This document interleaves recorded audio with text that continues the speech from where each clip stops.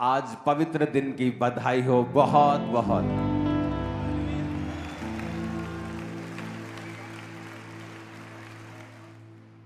जिस तरह मूसा के समय में परमेश्वर ने कहा था कि आज रात जब तुम मेमने को खा लोगे तो जूतियां पहन के खाना, क्योंकि तुम्हें इतना समय भी मैं नहीं दूंगा कि तुम जूतियां पहन सको और तैयार हो सको। और आज जब आप मेमने को खाने के लिए इकट्ठा हुए हैं, अपने छुटकारे को गारंटेड समझिए। हर तरफ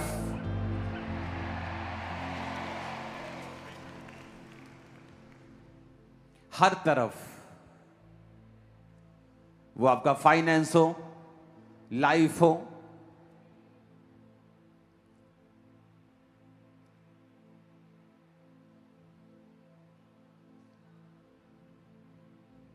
आज इस पवित्र थर्सडे, जिस दिन प्रभु यीशु मसीह ने अपने चेलों के साथ भोज लिया था, और आज वो ग्रेस परमेश्वर ने हमें दी है कि हमें वो भोज हम सब मिलके ले सकें।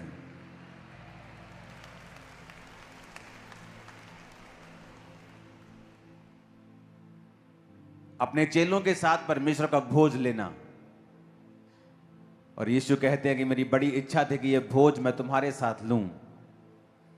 दर्शाता है कि उसका जो सेवकाई थी और सैक्रिफाइस था, वो सिर्फ एक फॉर्मेलिटी या एक रीत या एक सिर्फ भविष्यवाणी को पूरा करने सिंपल नहीं था। उसका भोज चेलों के साथ यह दर्शाता है कि वो हमसे और चेलों से बहुत दिल से अटैच था, उनसे प्यार करता था। और उस क्रूस को लेने से पहले वो चाहता था कि जिनसे वो प्रेम करता है उनके साथ वो बैठे और खाए। अगर परमेश्वर ने आज आपको ग्रेस दी है कि आप बैप्टाइज हैं और आज प्रभु भोज को लेने के लिए आए हैं, तो ये बात पक्की है कि वो आपसे बेइंतहा मोहब्बत और प्यार करता है, इसीलिए आपको वो ग्रेस दे रहा है। इसलिए उसने कहा था अपने चेलों को कि मैं चाहता हूं कि ये भोज मैं तुम्हारे साथ लूं। उन चेलों में पतरस भी था, जिसने थोड़े घंटे के अंदर उसका इनकार करना था। यहूदा इस्करियोती भी उन्हीं चेलों के अंदर था, और थोमा भी उन्हीं चेलों के अंदर था जो बाद में यह कहता था कि मुझे यकीन नहीं कि यीशु मसीह जी उठे। यानी जीसस क्राइस्ट जिस समय उनके साथ भोज ले रहे थे, यीशु मसीह को उनकी वास्तविकता मालूम थी। पर वचन कहता है उसका जो प्रेम है वो अनकंडीशनल है। जब आप पापी ही थे, उसने आपसे प्रेम किया और अपने पास आपको बुलाया। और अभी भी आप में कई कमियां होंगी, लेकिन उसका प्रेम आपके लिए अनकंडीशनल है। और आप भी उसी के भोज में शामिल हैं जो चेलों के साथ परमेश्वर ने लिया था। आज आप वही भोज को लेने जा रहे हैं। आप में से बहुत से पतरस होंगे, आज बहुत से थोमा बैठे होंगे, हम में से भी बहुत से लोग होंगे, लेकिन परमेश्वर ने जो प्रेम हमसे किया है वो परफेक्ट वर्जन्स के साथ नहीं बैठे थे, अपने चेलों के परफेक्शन में नहीं बैठे थे, वो अपने चेलों की कमियों के साथ उनके साथ बैठे थे। वो उसका प्रेम दर्शाता है।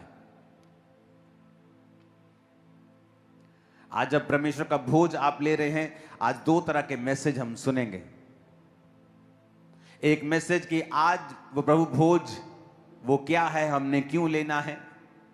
और एक वो मैसेज जो प्रोफेटिक है, जो परमेश्वर ने आज की दुनिया और जनरेशन और अब के जो आने वाले समयों में जो होने वाला है उसके अनुसार परमेश्वर ने दिया है। एक मैसेज जो मैं आपको देना चाहता हूं,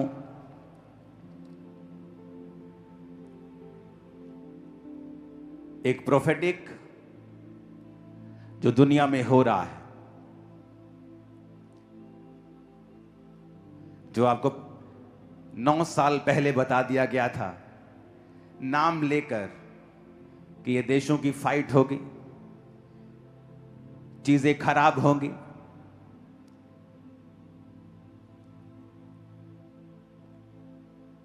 और बहुत से लोगों का जोर लगा है कि ईरान के पास परमाणु बम ना हो, लेकिन फ्यूचर में जो मैं जानता हूं, प्रभु ने मुझे दिखाया है, वो उसको हासिल कर लेंगे। और ये डेंजरस होगा। मैंने आपको बताया था दिन अंधेरे हैं, आने वाले समयों में अंधेरा और बढ़ेगा। अभी तो एक छोटा सा युद्ध हुआ है जो पहले से आपको क्लियरली बताया गया था, और सब तरफ महंगाई है। भारत इतना इफेक्ट नहीं दिख रहा जितना इफेक्ट दूसरे देशों में दिख रहा है। वर्क फ्रॉम होम शुरू हो चुके हैं, डीजल के रेट दुगने हो चुके हैं। जब डीजल का रेट बढ़ता है तो खाने की सप्लाई से लेके हर चीज का रेट बढ़ता है। आने वाले समयों में जो फॉरेनर्स हैं वो इतना इकोनॉमिक प्रेशर के नीचे होंगे कि फ्यूचर में जो सरकारें हैं फॉरेन, खासकर जो फॉरेनर्स हैं और खासकर जो गोरे लोग हैं, उनकी सरकारों को एक स्पेशल लोन अपने लोगों को देना पड़ेगा फ्यूचर में। नहीं तो जो लोग हैं, जो मैं देख रहा हूं, फ्यूचर में सरवाइव नहीं कर पाएंगे। वो ग्रोसरीज नहीं खरीद पाएंगे, रेंट पे नहीं कर पाएंगे।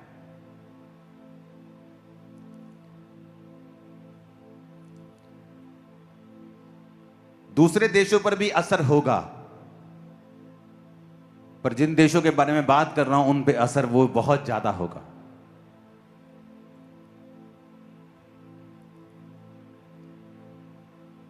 पुराने समय में अकाल पड़ते थे, वो अलग होते थे। आज अकाल नहीं पड़ सकते। क्यों? अगर बारिश का पानी नहीं है तो जमीन से पानी निकाल लेते हैं लोग। लेकिन आज यही अकाल है। ये परिस्थितियां ही अकाल के जैसी चीजों को पैदा कर रही हैं। और सरकारों को स्पेशल लोन अपनी पब्लिक को देने होंगे, क्योंकि वो देख रही हैं वो सरवाइव नहीं कर पाएंगे।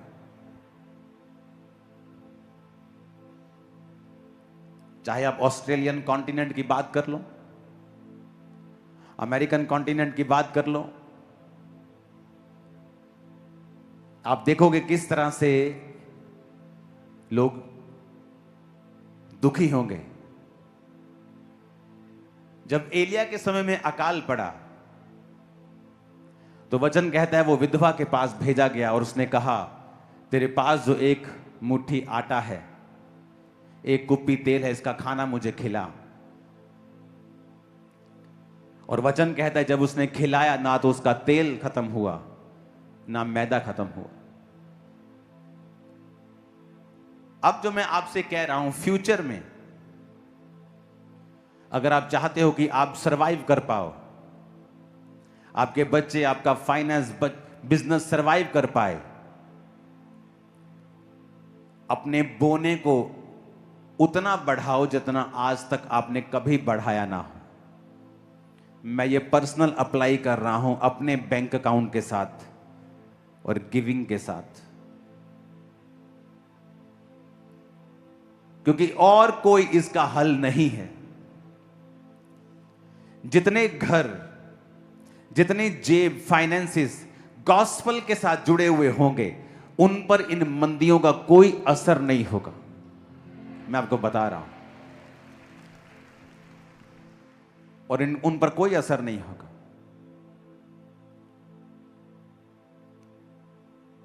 ये बातें सुनने में कई बार लगता है कि क्या है, क्या आपको कोई पर्सनल बेनिफिट चाहिए?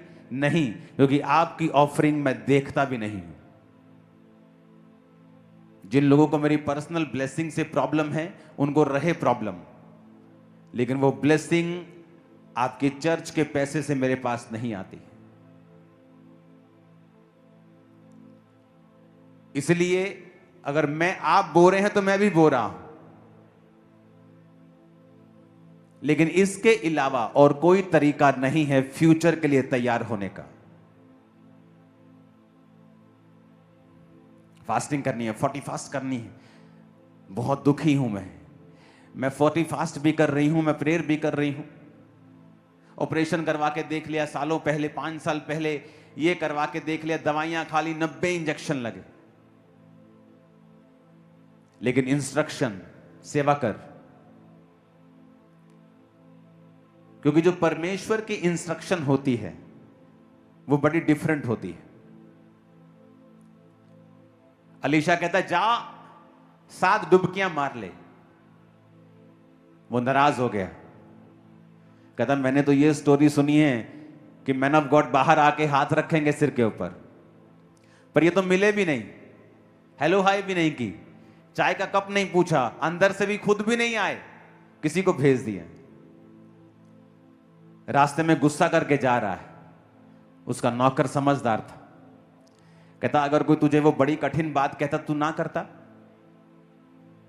तो उसने कहा ही क्या है, 7 डुबकियां मारनी है, मार लेते हैं, क्या जाता है। और 7 डुबकी जब 7वीं लगी तो बच्चे के जैसा शरीर हो गया। वापिस आया, भागा, ये भेंट ले ले, ये ले ले। उसने कहा नहीं।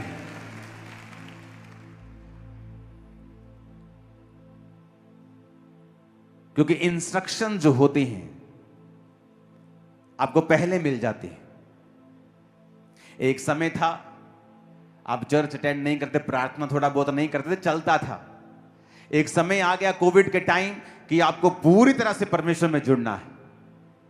अब फ्यूचर में वो समय है कि जो फैमिलीज टाइदिंग में नहीं हैं, बोने में नहीं हैं, सेवा में नहीं हैं, उनको सो मेनी ट्रबल्स का सामना करना पड़ेगा।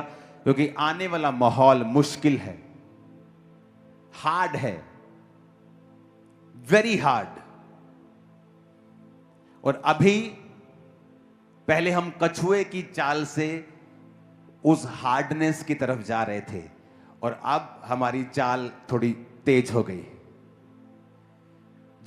लोग जल्दी दुखी हो जाएंगे। अब पहले वो धीरे धीरे जा रहा था वो माहौल, लेकिन अब जल्दी जल्दी हो जाएगा, क्योंकि वो समय जल्दी जल्दी अब आना शुरू हो जाएगा। और जो सेवक जो सेवा में होंगे, जो टाइट दे रहे हैं, प्रार्थना कर रहे हैं, पवित्रताई में हैं, पर वो देखेंगे कि इतने बुरे माहौल के बावजूद भी परमेश्वर आपको निकाल रहा है, रास्ते साफ कर रहा है। आप दूसरों की तरह सफर नहीं कर रहे हैं। क्योंकि बाद में पछताना, जबकि पहले ही आपको तैयार कर दिया गया है कि ऐसा आपके साथ और इस दुनिया के साथ होगा। और मैं आपको कई चीजें बताता हूं, कई चीजें प्रार्थना के साथ चेंज हो जाती हैं।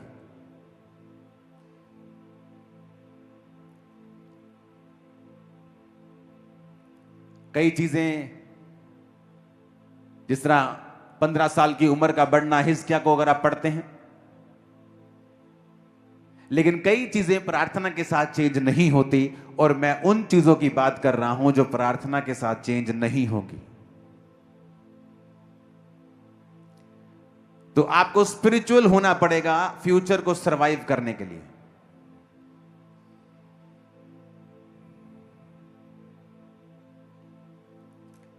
फूड बहुत बड़ी प्रॉब्लम होगी। तो उस फ्यूचर को सरवाइव करने के लिए अपनी लाइफ को इकट्ठा करें, अपनी स्पिरिचुअल लाइफ को सही करें। क्योंकि दुनिया बहुत तेजी के साथ जा रही है। अब ये फास्ट है। अब ऐसे चीजें बदल जाएंगी, सेकंड्स, मिनट्स। सडनली एक घटना होगी और उसके बाद तो पूरी तरह से बदल जाएंगी। और वो घटना न्यूक्लियर बम के साथ जुड़ी हुई। प्रार्थनाओं में रहना है। सब बोलो आमीन। आज के वचन के लिए अपने हाथों को उठाओ और एक वचन की लिस्ट को मैं कहता हूं आप पढ़ें और आप उसे नोट करें और उन सभी वचनों को आप घर जाकर पढ़ेंगे। उन वचनों को हम पढ़ेंगे और उनकी लिस्ट को हम नोट करेंगे। अध्याय 29, 38 से लेकर 42 आयत तक, गिनती की पुस्तक 28 बाब 3 से 8 तक, इब्रानियों की पुस्तक 10 बाब उसका 10 आयत, निर्गमन 12 अध्याय 1 से 14 तक, लूका 22 की 15, निर्गमन 12 की 46, यूहन्ना 19 की 36, उत्पत्ति 22 अध्याय 1 से 14 तक, उत्पत्ति 22 अध्याय उसकी 2 आयत, मत्ती 3 अध्याय उसकी 17वां आयत, यूहन्ना उसका 6वां अध्याय 55 से 56 आयत तक, मत्ती उसका 5वां अध्याय 17 आयत, लूका 22 की 15, यूहन्ना 10 की 18 और यशाया 53 अध्याय 4 से 7 और 10 आयत तक। एक बार फिर से बोल दो ताकि सब नोट कर लें। निर्गमन 29 उसका 38 से 42 तक, गिनती उसकी 28 से 3 से 8 तक, इब्रानियों उसका 10 अध्याय 10वीं आयत, निर्गमन 12 अध्याय 1 से 14 तक, लूका 22 अध्याय उसकी 15वीं आयत, निर्गमन 12 अध्याय 46 आयत, यूहन्ना 19 की 36, उत्पत्ति 22 1 से 14 तक, उत्पत्ति 22 उसका 2 आयत, मत्ती 3 अध्याय उसकी 17 आयत, यूहन्ना 6वां अध्याय 55 से 56 आयत तक, मत्ती 5 और उसकी 17 आयत, लूका 22 की 15, यूहन्ना 10 की 18 और यशाया 53 4 से 7 और 10 आयत तक। सब कहो आमीन।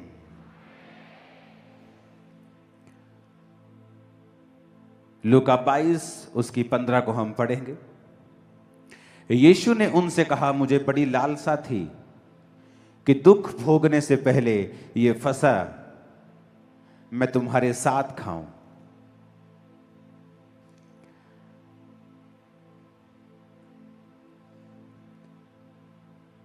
निर्गमन 29 उसकी 38 से 42 आयत को हम पढ़ेंगे। इसमें लिखा है, पुराने नियम में परमेश्वर ने एक वचन दिया था कि जो वेदी पर तुझे नित्य चढ़ाना होगा वो ये है, प्रतिदिन एक एक वर्ष के 2 भेड़ के बच्चे, एक के भेड़ के बच्चे को भोर के समय और दूसरे को गोधूली के समय चढ़ाना। पहले भेड़ के बच्चे को संगहीन की चौथाई कूट के निकाले हुए तेल से सना हुआ एपा का 10वां भाग मैदे के साथ और अर्ध के लिए हीन की चौथाई दाख मधु के साथ चढ़ाना।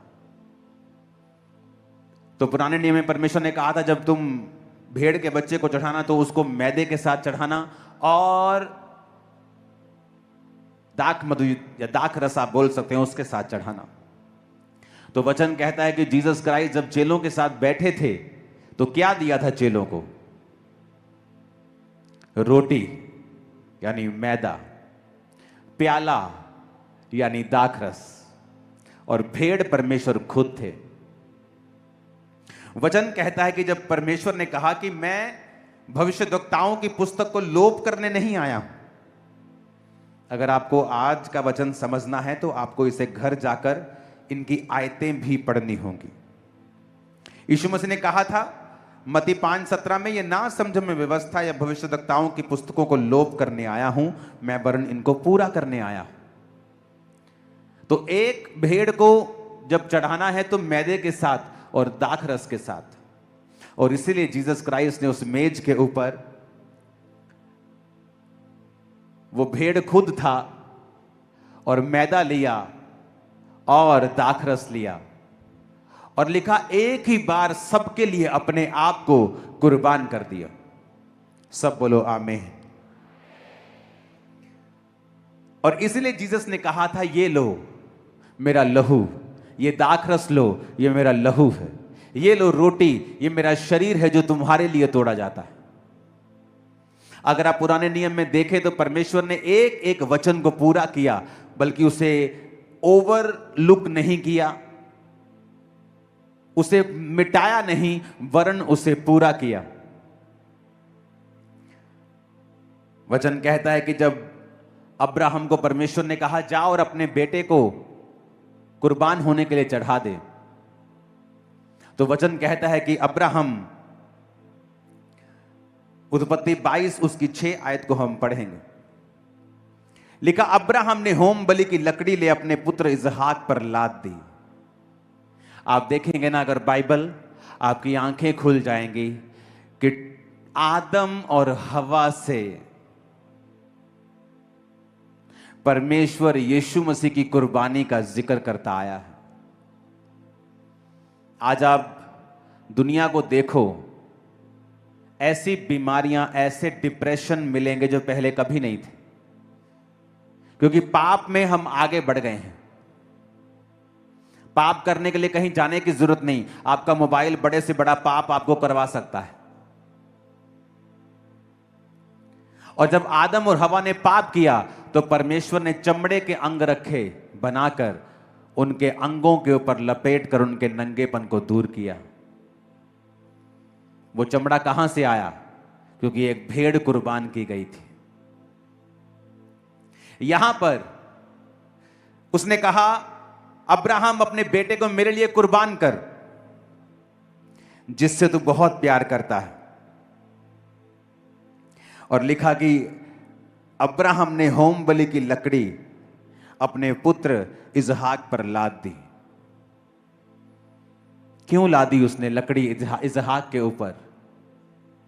गधे के साथ क्यों नहीं चला गया वो? क्योंकि जब उसने इसहाक के ऊपर लकड़ी को लादा तो ये एक भविष्यवाणी थी कि यीशु मसीह के ऊपर भी लकड़ी को लादा जाएगा। जिस तरह इब्राहिम का बेटा इसहाक कुर्बान होने जा रहा है, बाप का बेटा कुर्बान होने के लिए जाएगा।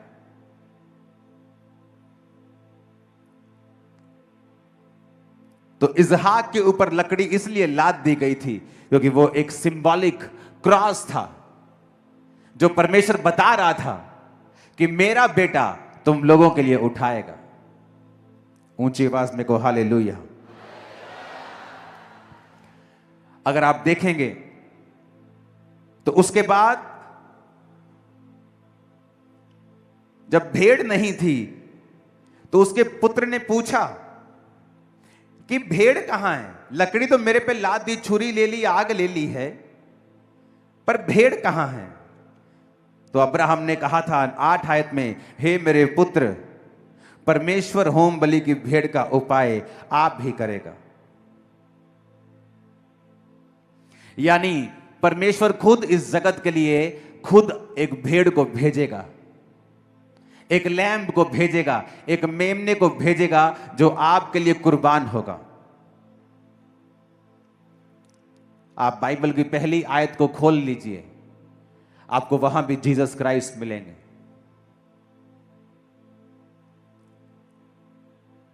जहां पर गॉड का जिक्र है वो प्लूरल फॉर्म में है, यानी वहां सिर्फ यहोवा परमेश्वर ही नहीं, वहां प्रभु यीशु भी थे और पवित्र आत्मा भी थी। जब परमेश्वर ने कहा उजाला हो जाए, तो जीसस क्राइस्ट वो वर्ड थे जिसके कारण वो उजाला हुआ। और यूहन्ना में लिखा गया है कि वचन के बिना कुछ भी पैदा नहीं हुआ। और जब आदम बनाया, फिर जीसस क्राइस्ट अपीयर हुए और उनको कुर्बान किया गया, और उस भेड़ के कपड़े आदम और हवा को पहना दिए गए। अब्राहम के समय में परमेश्वर ने कहा, इसको कुर्बान कर, जिससे तू प्यार करता है। जिस तरह बाप अपने परमेश्वर से, अपने परमेश्वर के जो अपने पुत्र से, यीशु मसीह से प्यार करता है, और लिखा जब वो कुर्बान करने के लिए जा रहा था तो इसहाक पर लकड़ी को लाद दिया, जिस तरह पिता ने जीसस क्राइस्ट के ऊपर क्रॉस को लादा। और जब गए तो भेड़ नहीं थी। जब वो उसको कुर्बान करने लगा तो आवाज आई, अब्राहम, अब मैं जान गया हूं कि तू मुझसे प्यार करता है। मैं देख रहा था कि या तू अपने एक लौते को चढ़ाएगा, क्योंकि मैं इस जगत से प्यार करता हूं और क्योंकि मैं अपने एक लौते को पूरे जगत के लिए चढ़ा दूंगा। और वचन कहता है जब उसने रोका तो उसने देखा दूर। अब्राहम ने आंखें उठाई और क्या देखा? सीधा हम 13 आयत को पढ़ेंगे।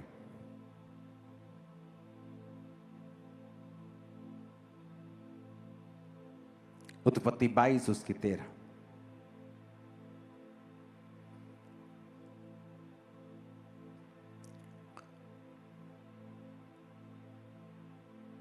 तब अब्राहम ने आंखें उठाई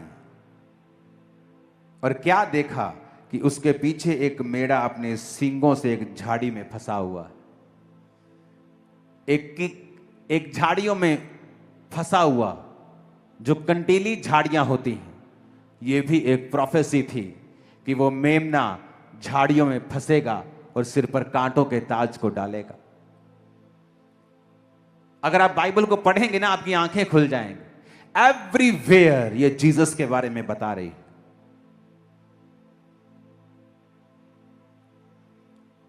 उन झाड़ियों के अंदर उसके सींग फंसे थे। आप सिंपल झाड़ियां, जो प्लेन झाड़ियां होती है, उसमें कोई फंसता नहीं है, लेकिन वो कांटेदार कंटीली झाड़ियां जिसमें फंसा हुआ था। जिस तरह जीसस के सिर के ऊपर जब आप देखते हो कांटों का ताज डाला गया था। ऊंची आवाज में कहो हालेलुया। ये एक मैसेज था कि एक लौता बेटा, जिस तरह तूने चढ़ाया है, मैं जान गया हूं तू मुझसे प्यार करता है, मैं भी अपने एक लौते को दुनिया के लिए चढ़ाऊंगा और ये लोग जान जाएंगे मैं उनसे प्यार करता हूं। आज कैसे मिरेकल्स हो रहे हैं? क्यों हो रहे हैं? क्योंकि मैंने प्रेयर की? नहीं, क्योंकि यीशु मसीह ने कोड़े खाए हैं, कांटों का ताज पहना है, कुर्बान हुआ है। ऊंची आवाज में कहो हालेलुया। जबकि उस भेड़ को मैदे के साथ और दाखरस के साथ चढ़ाना था, तो इसलिए परमेश्वर ने एक हाथ में रोटी ली और एक हाथ में दाखरस लिया। वो तो दिखा रहा था कि शुरू से जो पिता तुमको करने के लिए कह रहा था उसमें मैं था। अब तुम्हें भेड़ों को कुर्बान करने की जरूरत नहीं, अब मैं आ गया हूं। अब एक ही बार के लिए मैं कुर्बान होऊंगा और सबके लिए कुर्बान होऊंगा। तुम्हारी पाप बलि भी मैं हूं, तुम्हारी होम बलि भी मैं हूं, तुम्हारी मेल बलि भी मैं हूं। सब तरह की बलियों को मेरे अंदर तुम देखो और अब मैं तुम्हारे लिए कुर्बान होगा। और जो कोई इस कुर्बानी को स्वीकार करेगा उसके पाप माफ होंगे और उसका शरीर चंगा होगा। और पाप सबसे बड़ी बीमारी है इस दुनिया की राइट नाउ, पहले भी थी। ऊंची आवाज में कहो हालेलुया। अगर आप बाइबल को पढ़ेंगे, निर्गमन 12 उसकी 1 से 14 आयत को, तो परमेश्वर ने उसमें भी जब इजराइलियों को छुड़ाना था तो कहा था, तुम जब भेड़ को खाओगे, मेमने को खाओगे, तो उसी रात मैं तुम्हें आजाद कर दूंगा। निर्गमन 12 उसकी 1 से 13 आयत। फिर यहोवा ने मिस्र देश में मूसा और हारून से कहा, यह महीना तुम लोगों के लिए आरंभ का ठहरे, अर्थात वर्ष का पहला महीना यही ठहरे। अब देखो, जब परमेश्वर ने लैम्ब को कुर्बान करना था तो परमेश्वर ने कहा मैं अब रीसेट कर रहा हूं। यह इतना इंपॉर्टेंट है कि तुम्हारा कैलेंडर ही मैंने चेंज कर दिया है। क्योंकि यहोवा पिता कि दिमाग में दो ही चीजें थी, एक आप और एक यीशु मसीह। और वो सब कुछ करता आया आपके इर्द गिर्द और यीशु मसीह के साथ। यीशु मसीह 2000 साल पहले आए, लेकिन अगर आप बाइबल में पढ़ेंगे वो पहली लाइन से आपको वहां मिलेंगे, पढ़ेंगे उसको। फिर यहोवा ने मिस्र देश में मूसा और हारून से कहा, यह महीना तुम लोगों के लिए आरंभ का ठहरे। Calendar change. अपने पड़ोसी को बोलो कैलेंडर चेंज हो गया। ऊंची आवाज में कहो, बोलो कैलेंडर चेंज, क्योंकि यह बहुत इंपॉर्टेंट एक घटना थी। आमीन। बोलो कैलेंडर चेंज हो गया। पढ़ेंगे आगे। अर्थात वर्ष का पहला महीना यही ठहरे। इज़राइल की सारी मंडली से इस प्रकार कहो, इसी महीने के 10वें दिन को तुम अपने अपने पितरों के घरानों के अनुसार घराने पीछे एक एक मेमना ले रखो। और यदि किसी घराने में एक मेमने के खाने के लिए मनुष्य कम हो, तो वह अपने सबसे निकट रहने वाले पड़ोसी के साथ प्राणियों की गिनती के अनुसार एक मेमना ले रखें। और तुम हर एक के खाने के अनुसार मेमने का हिसाब करना। तुम्हारा मेमना निर्दोष और 1 वर्ष का नर हो, और उसे चाहे भेड़ों में से लेना चाहे बकरियों में से, और इस महीने के 14वें दिन तक उसे रख छोड़ना। और उस दिन गोधूली के उसने कहा तुम्हारा मेमना निर्दोष हो। और वचन कहता है कि जीसस क्राइस्ट निष्कलंक मेमना था परमेश्वर का। और जहां जहां यीशु मसीह का जिक्र आएगा वहां आपको छुटकारा दिखेगा, आस दिखेगी, अंधे को आंखें दिखेंगी।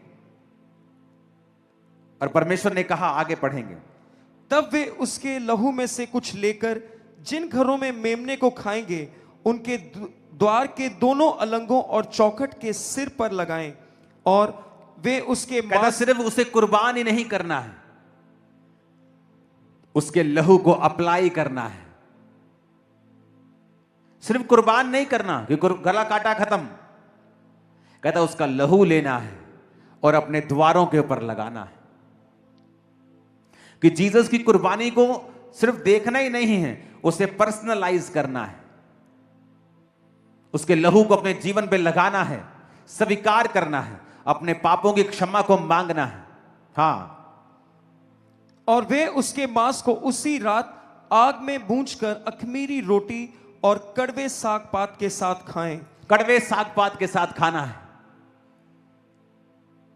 वो सताव कड़वा साग पात है। जब तुम यीशु को मानते हो, वो बाप जब गाली देता है वो कड़वा साग पात है। जब सरपंच बोलता है, भैन जी विआह ते नहीं होना, असी भांडे वखरे कर देने, तो भांडे भी नहीं मिलने, ये कड़वा साग पात है। अगर जीसस को खाना है तो कड़वे साग पात के साथ खाना। अगर कड़वे साग पात के साथ नहीं खाओगे तो तुमने वचन तोड़ा है ना जी। यही तो बहुत चलाक हां, साडे तां पिंड च पता ही नहीं लगता ही यीशु नूं मनदे आ। असीं विरोध नहीं होण देईदा अपना। असीं दसदे ही वांडे चलने आ, असीं तां मासी को चलने, भूआ को चलने आ। असीं हिसाब नाल चलीदा, दिमाग बहुत है साडे च। और परमेश्वर ने कहा, जब तुम मेमने को खाना तो कड़वा साग पात लेकर खाना, आग में भूज कर खाना। और लिखा उसकी हड्डी ना तोड़ना। अगर आप इसकी 46 आयत को जाएंगे तो कहता बलि पशु की कोई हड्डी मत तोड़ना। और अगर आप देखेंगे तो जीसस क्राइस्ट की कोई भी हड्डी तोड़ी नहीं गई थी। आपको पता, जब क्रूस पे चढ़ाते थे तो वो व्यक्ति मर गया है कि नहीं, हमेशा उसके पैर की हड्डी को तोड़कर चेक किया जाता था। और जब भी चेक करते थे कि हड्डी मर गया बंदा कि नहीं, हड्डी तोड़ते थे पटक। अगर तो आवाज आई तो इसका मतलब अभी जिंदा है। तो जब जीसस क्राइस्ट को चेक करने लगे कि मर गया कि नहीं, उसकी हड्डी नहीं तोड़ी गई, उसके नेजे के, उसके पसली के अंदर एक भाला मारकर लहू और पानी को बाहर निकाला गया था। और यह भी प्रोफेसी थी कि बलि पशु की कोई भी हड्डी ना तोड़ना। और जब जीसस की हड्डी नहीं टूटी, वहां तोड़ सकते थे, कोई रूल थोड़ी था, पर यह साबित करता है एक अन्य जाति के हाथों भविष्यवाणी पूरी करवाना कि मेरे बाप, मेरे परमेश्वर के पास इस पृथ्वी का पूरा अधिकार है, वो अन्य जातियों को भी अपने अधिकार में रखता है। हड्डी नहीं टूटी, कहता बलि पशु की कोई भी हड्डी ना तोड़ना।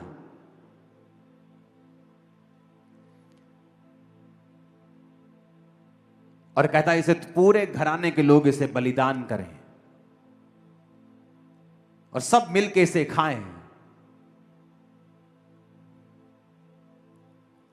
ऊंची आवाज में कहो हालेलुया। फिर से निर्गमन 1 से 14 के बीच में पढ़ेंगे जहां से रुका था। उसको सिर, पैर और अंतड़ियों समेत आग में भूंजकर खाना, कच्चा या जल में कुछ भी पकाकर न खाना, और उसमें से कुछ भी सवेरे तक न रहने देना, और यदि कुछ सवेरे तक रह भी जाए तो उसे आग में जला देना। और उसके खाने की यह विधि है, कमर बांधे, पांव में जूती पहने और हाथ में लाठी लिए हुए उसे फुर्ती से खाना, वह तो यहोवा का पर्व होगा। आमीन। कमर बांधे, क्योंकि जहां जीसस क्राइस्ट को आप इज्जत देंगे, उसके वचन को पूरा करेंगे, परमेश्वर कहता वो रात तुम्हारे छुटकारे की रात होगी। कड़वा साग पात भूलना मत, जो यीशु के लिए सहना है उसे सहो, क्योंकि छुटकारा उसी के बाद आता है। वो जो शर्मिंदगी थी ना राजे की, वो शर्मिंदगी से आजादी उसी के बाद आती है। वो बीमारी की शर्मिंदगी हो, गरीबी की हो, शराबों की हो, कहता जब तू जीसस को खाएगा कड़वे साग पात के साथ। क्यों कहेगा परमेश्वर कड़वे साग पात के साथ खाना है? क्योंकि बाइबल में लिखा अगर तुम धर्मी जीवन व्यतीत करना चाहते हो तो सताए जाओगे, लोग तुम्हें बुरा कहेंगे, तुम्हारा नाम काट देंगे। धन्य हो तुम कि स्वर्ग में तुम्हारे लिए एक बड़ा प्रतिफल है। ऊंची आवाज में कहो आमीन। आप देख लो, जीसस ने तो मैसेज दिया है शुरू से लेके एंड तक।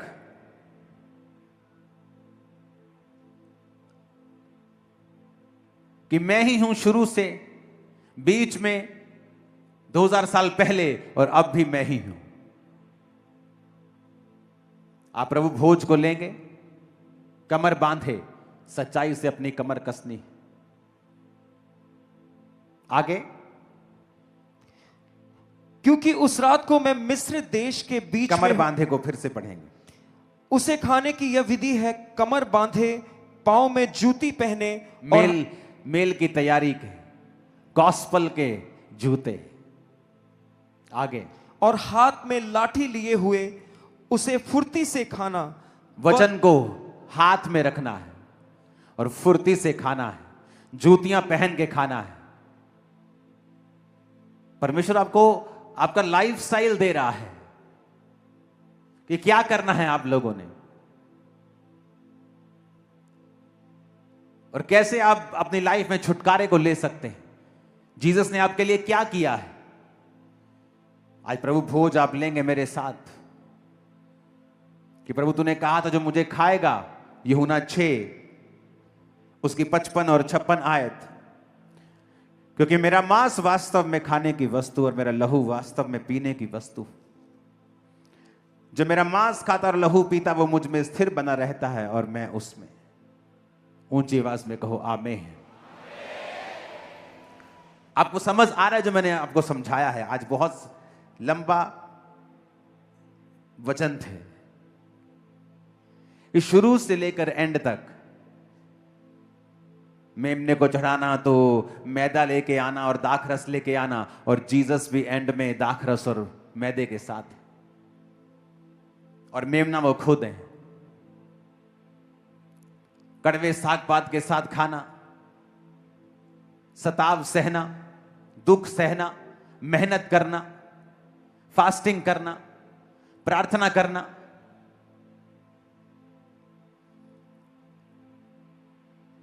इसहाक के ऊपर लकड़ी को लादना, क्रॉस को लादना, मेमने का उस झाड़ी में फंसे होना, जीसस क्राइस्ट का उस कीलों के ताज को पहनना, फिर उस मेमने का कुर्बान करना, यानी जीसस का कुर्बान होना।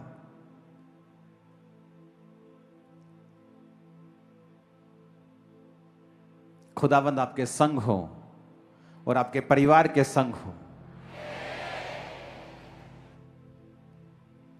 अपने पड़ोसी को बोलो, जब मेमने को खाना, कड़वे साग पात के साथ खाना। क्रिश्चियनिटी में दुखों को उठाना, इसे आसान मत बनाना। आमीन। वो आपको विक्ट्रीज देगा, जय जय देगा, आशीषित करेगा, लेकिन इसका मतलब यह नहीं कि वो कड़वा साग पात आपकी लाइफ से निकाल दिया जाएगा। वो सबको खाना है। अगर आप क्रिश्चियन हैं रियल वाले, तो आपको खाना है। शुरू से लेके अब तक पूरी बाइबल जीसस क्राइस्ट और उसकी कुर्बानी के बारे में ही बताती आई है। वो चाहे आदम हवा में हो, अब्राहम के टाइम हो, पुराने नियम में हो, वो यीशु मसीह के बारे में ही बताती आई है। जो लोग आज प्रभु यीशु मसीह को ग्रहण करते हैं, उसके लहू से अपने पापों को धोते हैं, उसको अपना उद्धारकर्ता ग्रहण करते हैं, फिर उस मेमने को खाते हैं, आप वो जीवन जियोगे जो आपके वंशों ने नहीं जिया है। वो छुटकारा होगा जो लोग चाहते हैं लेकिन पास नहीं, आपके पास होगा। आमीन, आमीन।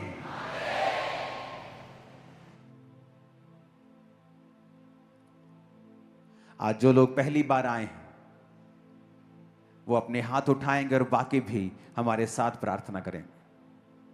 जो फर्स्ट टाइम आए अपने हाथों को उठाएंगे और कहेंगे, हे प्रभु यीशु, मैं पापी हूं, मुझे माफ करें, अपने लहू से मुझे धोएं और मुझे अपनी संतान होने का अधिकार दें। मैं विश्वास करता हूं आप मेरे लिए मारे गए, गाड़े गए और तीसरे दिन मुर्दों में से जी उठे। मेरे जीवन में आए, मुझे अपनी संतान होने का अधिकार दें। यीशु के नाम में स्वागत है यीशु मसीह के परिवार में आप सब लोगों का। प्रार्थना आमीन होने के बाद आप लोग आगे आएंगे जो पहली बार आए हैं, क्योंकि ये वो संस्था नहीं जो धर्म बदलती है। यहां जीवन बदला जाता है। यहां प्रभु यीशु मसीह हमारा सिर है और हम उसके शरीर के अलग अलग अंग हैं। तो ये परिवार है, ये देह है। यीशु मसीह के देह में, उसके परिवार में, जहां का प्रेसिडेंट, जहां का प्रधान प्रभु यीशु है, मैं आप सबका स्वागत करता हूं। जो लोग प्रभु को अपना जीवन दे चुके हैं वो आगे आएंगे, प्रार्थना करेंगे एंड में, और एक एक छोटा छोटा गिफ्ट आपको दिया जाएगा। प्रार्थना पत्र, कैसे प्रार्थना करनी है गाइड करेगी टीम आपको। अपने हाथों को उठाओ और सब जन खड़े हो जाओ।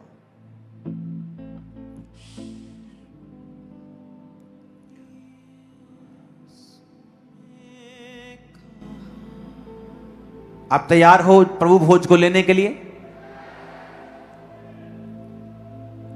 कल के लिए भी एक्साइटेड हो कि नहीं?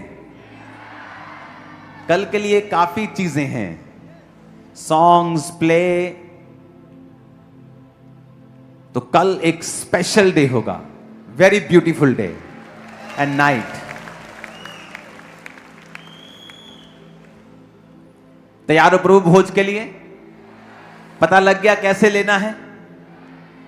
पापों से क्षमा मांगकर, क्यों लेना है, ये जीसस क्राइस्ट क्यों कुर्बान हुए, और भोज लेते ही आपका छुटकारा पूरी तरह से 100% निश्चित है, वो निश्चित है। यीशु ने कहा तुम जमा होगे मेरी याद में, ये किया करो मुझ में जिंदगी है तेरे लिए, मुझे खाया करो, मुझे पिया करो, मैं जो तेरी जिंदगी में आऊंगा, सब गमियां मिटाऊंगा। अपने माथे से लगाओ।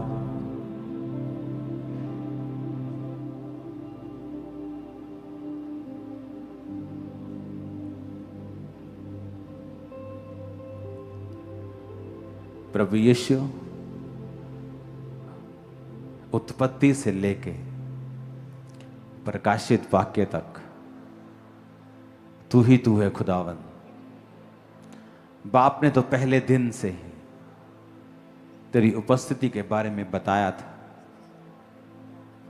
समय समय के ऊपर सिंबॉलिकली भी तेरे बारे में बताया था कि समय आएगा जब मैं अपने एक लौते को भेजूंगा। जब समय पूरा हुआ तो उसने उसको भेजा जो बिना पाप के मेरे लिए कुर्बान हुआ। प्रभु यीशु, आपने उस रात रोटी को लिया, तोड़ा और कहा, यह मेरा शरीर है जो तुम्हारे लिए दिया जाता है। पिता, इस रोटी को, इस शरीर को मैं डरता और कांपता, गुनाहों की माफी मांगता, दोबारा ना दोहराने का वायदा करते हुए मैं उसे लेता हूं। सब उसे लो।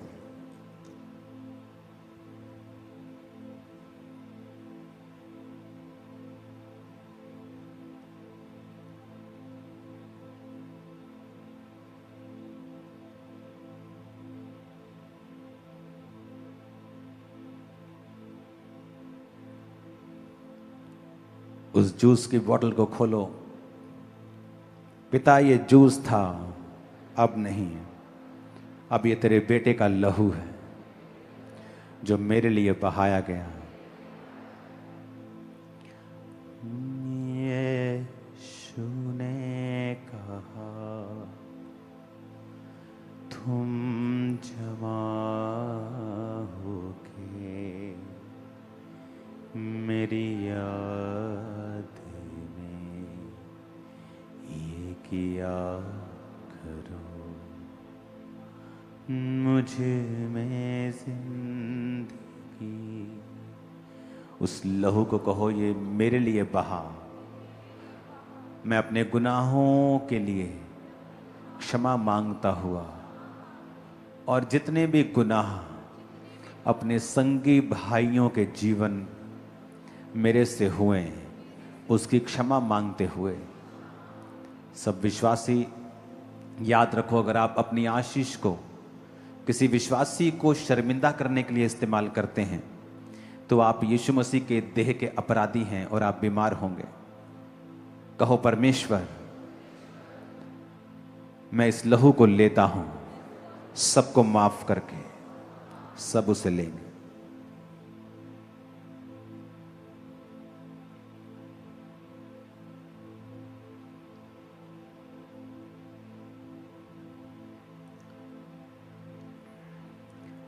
उठाओ अपने हाथों को।